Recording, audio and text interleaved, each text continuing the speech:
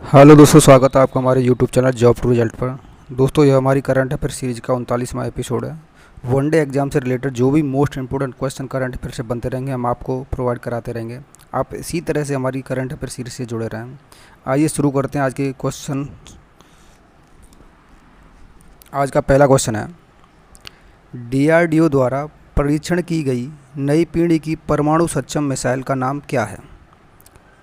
तो डीआरडीओ द्वारा एक नई पीढ़ी की परमाणु सक्षम मिसाइल का परीक्षण किया गया है, उसका नाम है अग्नि-P। अग्नि मिसाइल उसका मॉडिफाइड वर्जन है Agni P, P for prime. DRDO ने उड़ीसा के तट पर डॉक्टर एपीजे अब्दुल कलाम द्वीप से नई पीढ़ी की परमाणु सक्षम अग्नि-P मिसाइल, जो कि बैलिस्टिक मिसाइल है, का सफलतापूर्वक परीक्षण किया है। इसकी मारक क्षमता, जो नया वर्जन आया है, इसकी मारक क्षमता लगभग 1000 किलोमीटर से लेकर 2000 किलोमीटर के बीच में होगी। रक्षा अनुसंधान एवं विकास संगठन डीआरडीओ, इसका फुल फॉर्म है डीआरडीओ का defence research and development organisation. इसका गठन हुआ था 1958 में। मुख्यालय डीआरडीओ भवन नई दिल्ली में है, जो कि डिफेंस मिनिस्ट्री के अंडर आता है, और हमारे डिफेंस मिनिस्टर हैं श्री राजनाथ सिंह जी, और डीआरडीओ के अध्यक्ष हैं डॉक्टर जी सतीश रेड्डी। आगे बढ़ते हैं। अगला क्वेश्चन है, किस राज्य सरकार ने मुख्यमंत्री दलित अधिकारिता कार्यक्रम, चीफ मिनिस्टर दलित एम्पावरमेंट प्रोग्राम लागू किया है? उत्तर होगा तेलंगाना। तेलंगाना सरकार ने मुख्यमंत्री दलित अधिकारिता कार्यक्रम लागू किया है। इस सरकार ने घोषणा की है कि जो भी दलित लाभार्थी होंगे उन्हें 10 लाख रुपए तक की वित्तीय सहायता प्रदान की जाएगी, जो कि उनके खाते में डायरेक्ट प्रदान की जाएगी। इसके लिए तेलंगाना सरकार ने लगभग 1200 करोड़ रुपए का बजट प्रस्तावित किया है। तेलंगाना की राजधानी है हैदराबाद, और यहाँ की राजभाषा है तेलुगु, और सेकंड है उर्दू। तेलंगाना का गठन हुआ था 2 जून 2014 को, और यहाँ के इस टाइम पर राज्यपाल हैं श्री तमिलसाई सौंदरराजन, और मुख्यमंत्री हैं यहाँ के श्री के चंद्रशेखर राव। ये था तेलंगाना के बारे में। और आगे बढ़ते हैं। आज का क्वेश्चन नंबर 3 है, कौन सा केंद्रीय मंत्रालय आत्मनिर्भर भारत रोजगार योजना लागू करता है? उत्तर होगा श्रम और रोजगार मंत्रालय। ये जो योजना है लगातार कंटिन्यू चल रही है। इससे क्या है, कोविड-19 महामारी के दौरान जो भी सामाजिक सुरक्षा के लाभों के लिए और साथ साथ में नए रोजगार के सृजन के लिए जो एम्प्लॉयर हैं उनको मोटिवेट करने के लिए एक योजना चलाई गई थी, आत्मनिर्भर भारत रोजगार योजना। इसे श्रम और रोजगार मंत्रालय द्वारा एग्जीक्यूट किया जा रहा था। और हाल ही में इससे क्या है कि एक नया हमारे वित्त मंत्री हैं श्रीमती निर्मला सीतारमण द्वारा एक पैकेज दिया गया है, जिससे कि इस योजना को एक्सटेंड करके 31 मार्च 2022 तक बढ़ाया गया है। तो यह योजना है आत्मनिर्भर भारत रोजगार योजना। किसके अंडर में आती है? श्रम और रोजगार मंत्रालय के में। आगे बढ़ते हैं। अगला क्वेश्चन है, आईसीसी ने T20 वर्ल्ड कप की तिथियों को घोषित कर दिया है। वर्ल्ड कप यूएई एवं ओमान में कब से कब तक खेला जाएगा? उत्तर होगा 17 अक्टूबर से लेकर 14 नवंबर 2021 तक यह आईसीसी T20 वर्ल्ड कप खेला जाएगा। ये जो है ओमान और यूएई कंट्रीज़ में होगा, दोनों ही अरब कंट्रीज़ हैं। आइए इन्हें मैप में देखते हैं कि कहाँ पर हैं ये कंट्रीज़। देखिए, ये है इंडिया, इससे इधर चलेंगे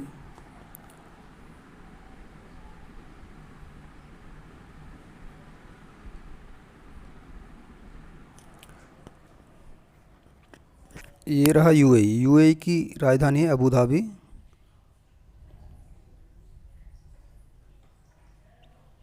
और इसी के बगल में है ओमान। ओमान ये इधर से आगे गल्फ़ ऑफ ओमान है और इधर फारस की खाड़ी, पर्शियन गल्फ़ है।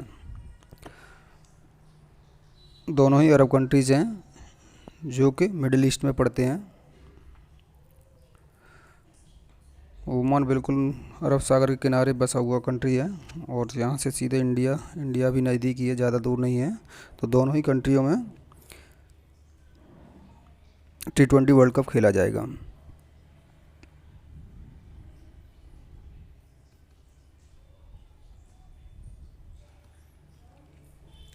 ये है यूएई, यूनाइटेड अरब अमीरात। यूएई के कैपिटल है अबू धाबी और यहाँ की करेंसी है दिरहम। यूएई की करेंसी है दिरहम। और यहाँ के प्रेसिडेंट या फिर यहाँ के खलीफा जो भी हैं वो, उनका नाम है खलीफा बिन जायद अल नहयान। क्या नाम है? खलीफा बिन जायद अल नहयान। यहाँ के प्रेसिडेंट या खलीफा जो भी हैं वो हैं। बहुत ही डेवलप्ड कंट्रीज़ हैं। यहाँ का ह्यूमन डेवलपमेंट इंडेक्स हमेशा ही बढ़िया रहता है। दोनों ही कंट्री अच्छे हैं। ओमान के बारे में जानते हैं। तो ओमान की कैपिटल है जो बिल्कुल गल्फ़ ऑफ ओमान में है जाके, वो है मस्कट। और यहाँ की ऑफिशियल लैंग्वेज बताई जाए तो अरबिक लैंग्वेज है यहाँ की, और रिलीजन है इस्लामिक।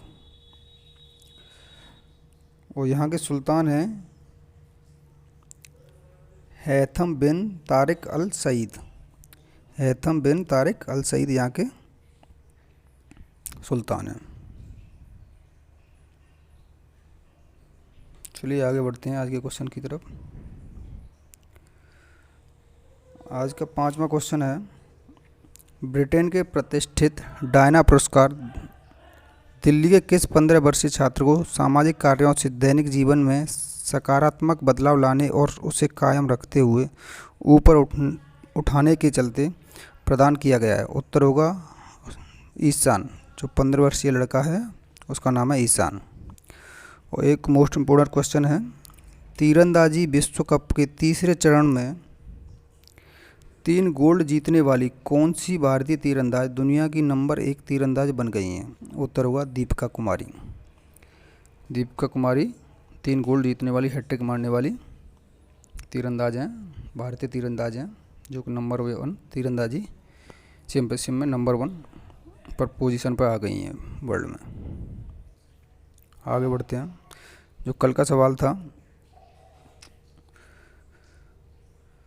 किस भारतीय राज्य ने मछुआरों की सुरक्षा के लिए एक समिति का गठन किया है? उत्तर हुआ केरल।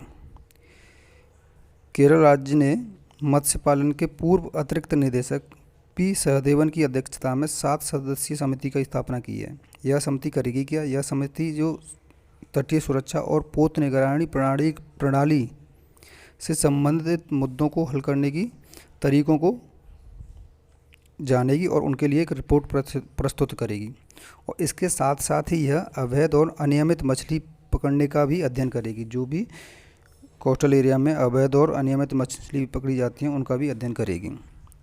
केरल राज्य की राजधानी है तिरुवनंतपुरम। तिरुवनंतपुरम यहाँ का सबसे बड़ा शहर है। यहाँ पर 14 ज़िले हैं और राजभाषा है मलयालम।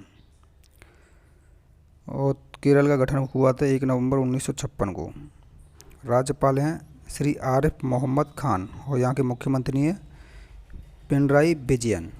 ये था केरल के बारे में। आगे बढ़ते हैं। आज का सवाल, केंद्र सरकार ने अटॉर्नी जनरल को सेवा में 1 साल का विस्तार दिया है। अब उनका कार्यकाल 30 जून 2022 तक रहेगा। उनका नाम क्या है? आप इनका नाम, हमारे जो अटॉर्नी जनरल हैं उनका सेवा काल में एक्सटेंड किया गया है 1 साल के लिए। उनका नाम कमेंट बॉक्स में बताएं।